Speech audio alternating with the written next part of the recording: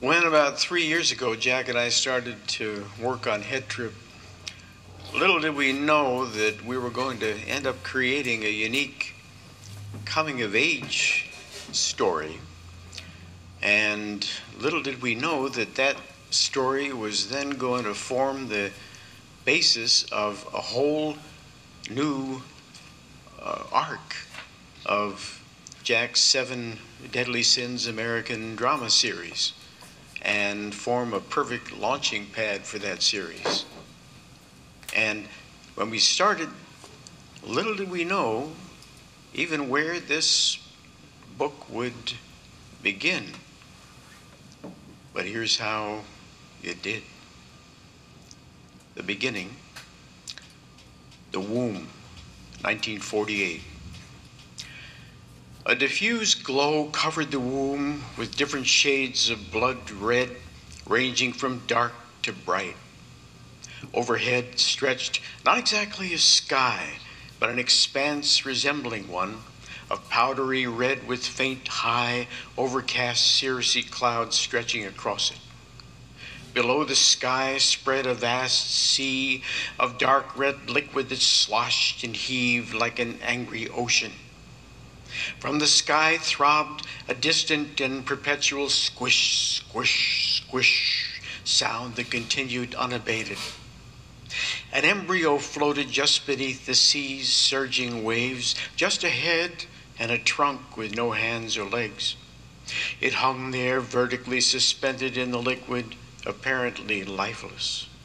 But suddenly within the embryo burst a great surge of life. It became present and awoke.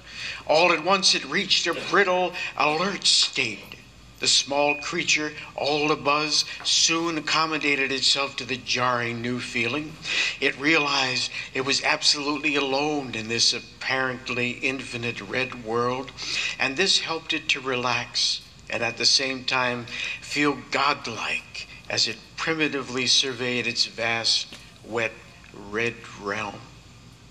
Though it didn't yet have functioning eyes or ears, it sensed its world almost magically.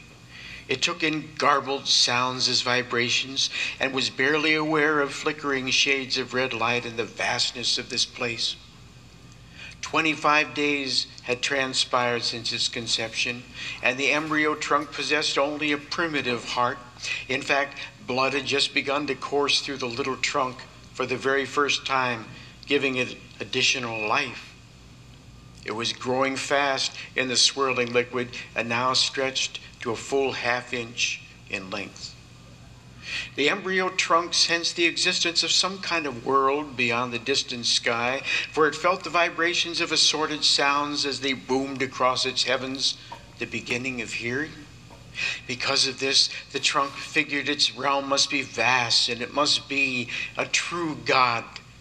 The embryo liked the reverberation of all the surrounding sounds it sensed, and it felt somehow important. It existed alone in a world so vast, comprising what the embryo could immediately sense, but beyond this also yet another world full of distant, detectable sounds. The floating little creature guessed that it must indeed be the center of it all, a true God. But then, suddenly, across from the embryo, in the funnel-shaped cervical canal that opened to the womb, an intruder appeared.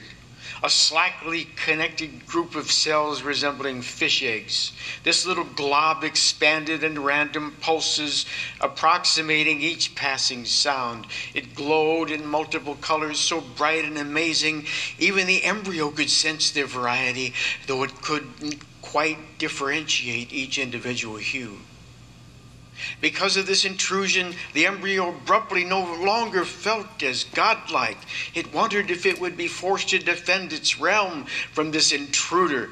By now, it had already sprouted small human body parts and had grown into a floating worm-shaped ribbon, and it flared with anger along its vertical trunk and unraveled its beginnings of nubs for arms and legs. How dare this intruder! The embryo had felt so safe and alone, rocking gently back and forth in the liquid. Now this intruder had changed everything it had come to know as familiar and secure.